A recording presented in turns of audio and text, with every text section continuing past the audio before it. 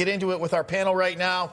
We have Mike Baker, former CIA covert operations officer, Christian Whiten, former senior advisor to the Trump and Bush administrations. We also have Newton Stacy, economic strategist, and that's where we're going to start our conversation off today with you, Francis. I feel like there's kind of maybe a slight lag or hangover from yesterday, the big announcements, and now we're hearing today there's got to be a lot of work, negotiations with everyone in charge of the Trump administration and world leaders from afar all over the world here. What's your take today? Yeah, I love that he had that cabinet meeting publicly. And I think it's very important to note that he is making progress. Countries are coming. It was an appropriate time to delay, to bring countries back into the discussions. Yesterday's rally, unfortunately, looks a lot like a bear market rally thus far. The only other time that the market rallied that percentage was a couple of times in October of 2008, and then before that, 1950. And so the market uncertainty is still very present. There's a lot of volatility in the bond market because there are so many details in these trade negotiations that have to settle out. We do know that the bond market is important to President Trump because that's what liquefies our economy. And so, yes, he was absolutely watching that. I think the delay came right on time. And I think that if he can get China to come to the table, that would be pretty amazing. Yeah, Mike, you're here with us in studio. Always great to have you. Let's talk geopolitics here for a second regarding China. Trump says they want to make a deal. They're even implying, yeah, we want to make a deal, but no deals have been made. How do you see this playing out? Yes, very slowly, I think.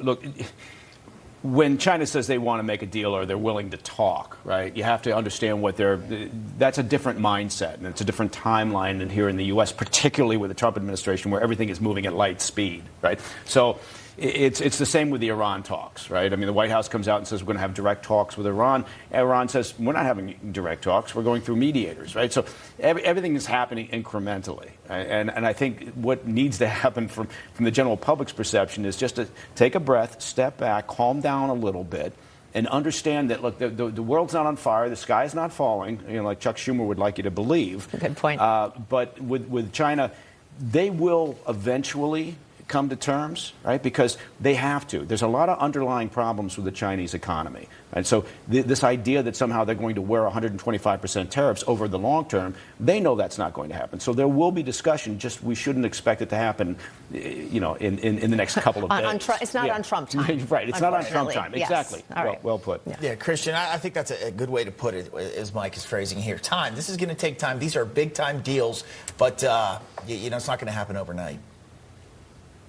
Yeah, I think you'll see the Japan deal move fastest just because Japan is our most important ally, and it's being led by Scott Bessent, the Treasury Secretary, probably the best Treasury Secretary really in memory, and the only one who has not been beholden to Wall Street and who is not a panda hugger. Actually, I don't think the China deal happens because for China to equalize trade, for us to get rid of the trade deficit we have with China, China would have to stop stealing intellectual property. It would have to have the rule of law. It would have to end slave labor in Xinjiang. It would have to end child labor. It'd have to have labor and environmental standards that look like ours, and all of that would undermine the Chinese Communist Party. I don't doubt that China will try to offer a deal like it did in the first Trump administration. It'll just be unacceptable. It's up to, it'll be up to Donald Trump then whether to accept it or not.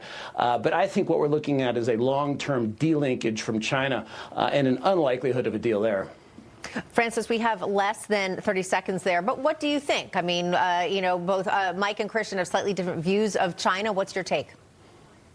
Well, the thing is that basically, what we export to China only affects 0.5% of our GDP.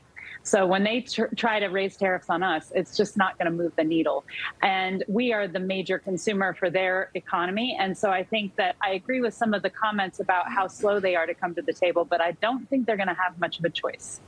All right, we're going to have to leave it there. Francis, Mike, Christian, great conversation. Thank you. Thank you.